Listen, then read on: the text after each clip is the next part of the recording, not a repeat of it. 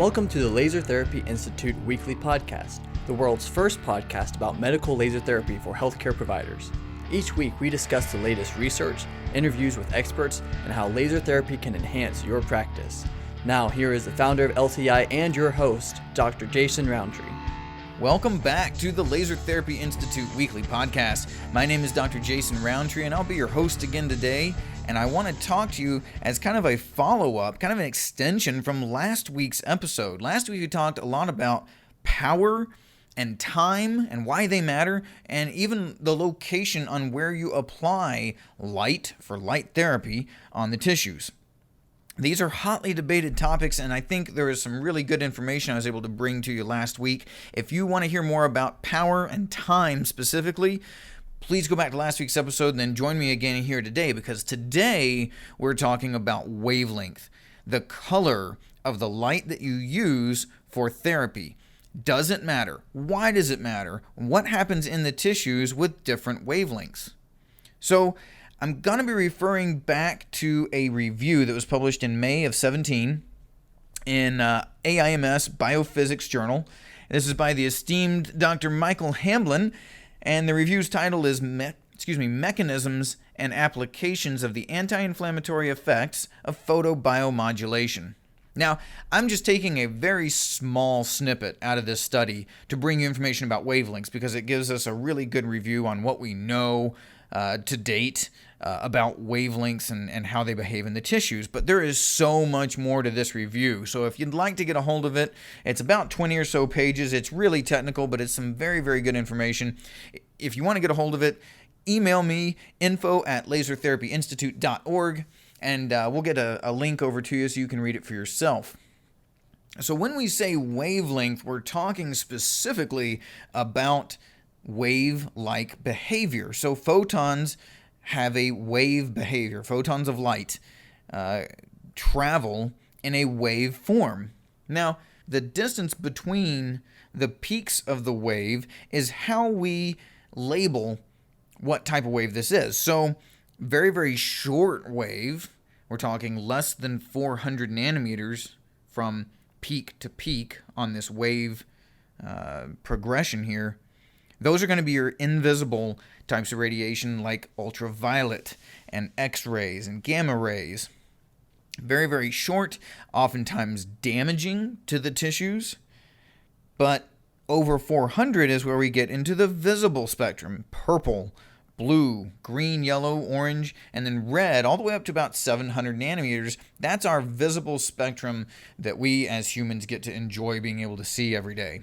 From 700, anything over 700 up to about 2,000 nanometers is what we'd term near infrared. Now, this is invisible, but doesn't have the damaging characteristics that UV and X-rays do.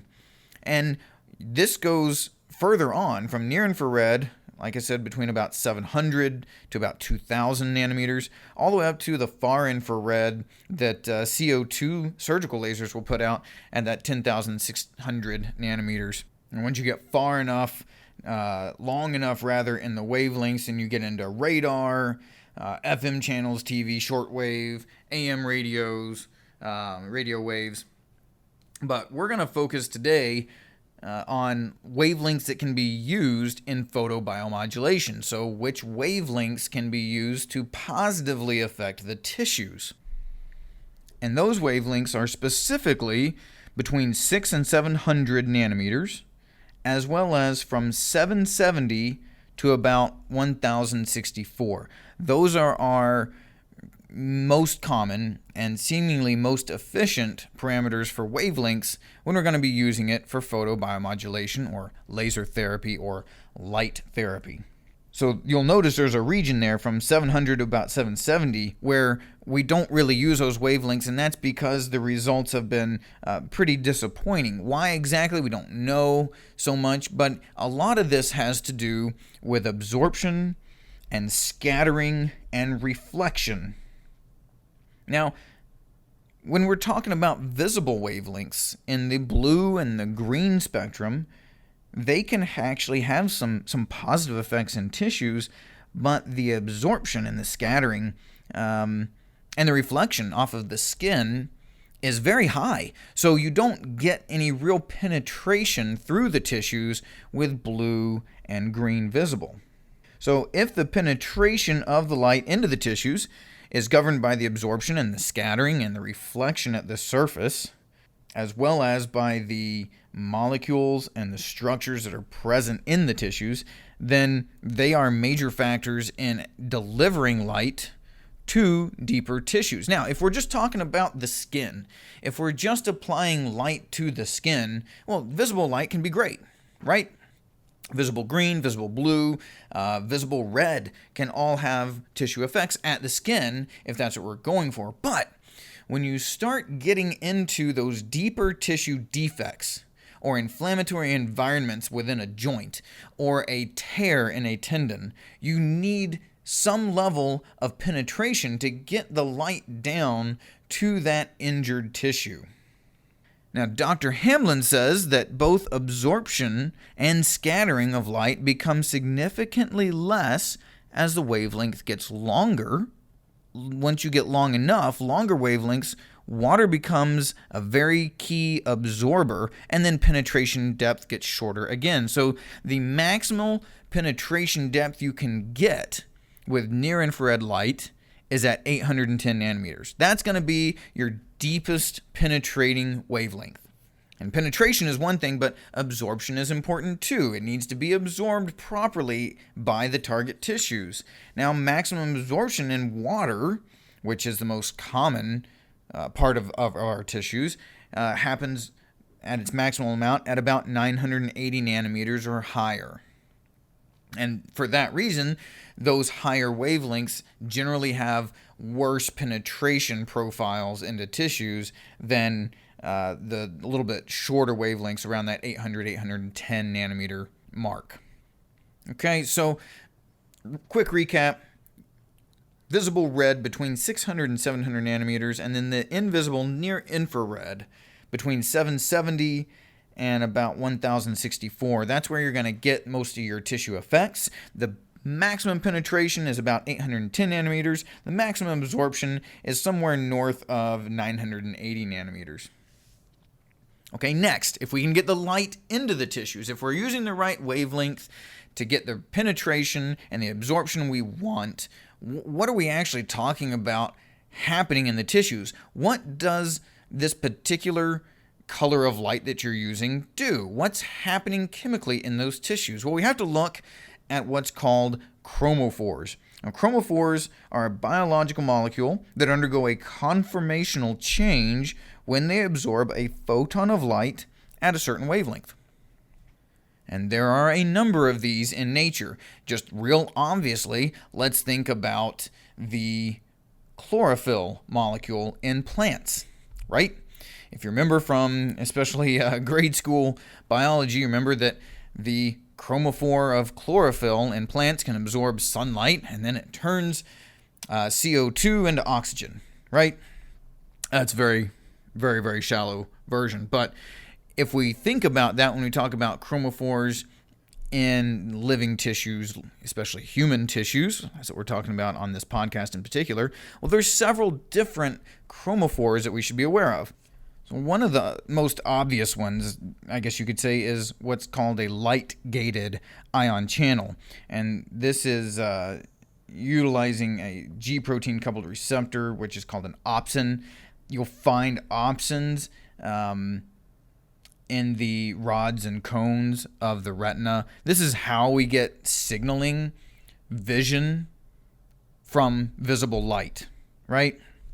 Now, I'm not going to really get into that one very much because that's not what we're really focused on here. So there are a couple more that I want to focus on more specifically. One is Cytochrome C Oxidase. And if you've looked at laser therapy, if you've looked at light therapies and photobiomodulation in general, you've probably heard about Cytochrome C Oxidase. So what is it specifically? Well, it's unit 4 in the mitochondrial electron transport chain. And what it does is produce a proton gradient that ATP synthase enzyme needs in order to synthesize ATP. And because of the way that it is built, it absorbs light in the near-infrared spectrum very, very well, up to about 950 nanometers. So what happens when Cytochrome C Oxidase absorbs one of those key wavelengths? What goes on there? Well, we know what we see. We know we see an increase of enzyme activity, increased oxygen consumption, and increased ATP production. And the best theory we have is that this is based on photodissociation of inhibitory nitric oxide. Nitric oxide will block oxygen, so a very low energy photon absorbed into cytochrome C oxidase actually kicks out nitric oxide and allows more cellular respiration, energy production to take place. And this is really what a lot of the research has focused on, is the action of light with cytochrome C oxidase. Again, the absorption peaks are about 800, but it can still absorb light all the way up to about 950 nanometers. The next chromophore that Dr. Hamlin brings up is water. Now, water specifically, we're talking about structured water layers or interfacial water and water clusters. These are all tiny amounts of water between the cells and around proteins, and within the cells even, specifically around the mitochondria. And when these small amounts of water absorb light, then we see a very small increase in vibrational energy and even charge separation when it absorbs this near-infrared light. And that's right around 980 nanometers and up to about 1200, and sometimes even higher than 1200 nanometers. But there's a peak at 980, and then above 1200 there's another peak of absorption in water. And when you have that small change, that small energetic change, then it can affect the conformation of cellular proteins. It can reduce the viscosity of the interfacial water within the mitochondria and allow for faster ATP synthase action. And that is why we can see good increases in ATP production, even if we're outside of that spectrum where cytochrome C oxidase does very well, which is in that 950, 800 nanometers up to about 950. That now we're talking 980 and even higher. So something to think about is the more absorption you have by water, the shallower the penetration is going to be. And that is why your maximum penetration depth is right around 800, but your maximum absorption wavelength is about that 980, 950 nanometers. So there's some sweet spots we can kind of identify here. Number one, we know that 800 can get the deepest. So that right there should give you some idea of what wavelength your device should be operating in if you're trying to attack deeper tissues. But also in the higher wavelengths, in the 950, 980 and up, you have better absorption by cellular water, which means you can have maybe larger tissue effects, larger cell respiration events, but at a lesser depth. There's another one here that at about 1064 nanometers is another little sweet spot between absorption by water and penetration depth. Now, 1064 can penetrate quite well without quite as much absorption in water, so you can get that water absorption factor down deeper into those tissues. You can also see some good results with visible red wavelengths in that 600 to 700 nanometers. The problem there becomes the penetration is just not that great. So what are our takeaways? Well, tissue penetration and the effects you get when you put light on those tissues are very wavelength dependent. If you have a 5 watt 980 nanometer laser and a 5 watt 800 nanometer laser, the tissues you are affecting, the way they respond, what's actually happening in the body when you turn those lights on, vastly different. But there are important in-betweens too. Say at 900, there are different tissue activities and different penetration depths reached. At 1064, there are different actions going on in those tissues. Now, you don't have to be a trailblazer and figure this all out by yourself. Many laser therapy manufacturers have already picked out good wavelengths that should give you what you want. You can rely on the published science that's out there to start figuring this out, but also the clinical experience of people who have been doing this for a while. And that's what I'd like you to contact me about if you have further questions on how to translate this information into patient results. If you want your patients to get better utilizing laser therapy, you need to know, yes, somewhat how these mechanisms work, but how to actually put them into practice where your patients can see meaningful results. That's where the protocols, the time, the power, the wavelength, all those factors that matter need to be worked in correctly so that you can get reproducible, predictable results for your patients. Matter of fact, if you've been thinking about this for a while, go to our website, lasertherapyinstitute.org, go to the shop and click on plans and pricing. Just take a look at what some of our plans are. It may very well be within your reach to go ahead and start down this path towards better results for your patients through laser therapy. Also, if you like these podcasts, if you're enjoying what information I'm able to put out, please go ahead and give us a rating. I'd love to have a few more ratings on iTunes. It really helps other docs to find us. And again, if I can be of any assistance, please do send me an email. You can get me right at info@lasertherapyinstitute.org, and I will talk to you next week. Subscribe now to keep learning about the growing field of laser therapy. Check out our patient-focused podcast, Healing at the Speed of Light, a great resource for your patients. For massive practice growth and improved patient outcomes, become a certified Laser Therapy Institute clinic. Learn how at lasertherapyinstitute.org.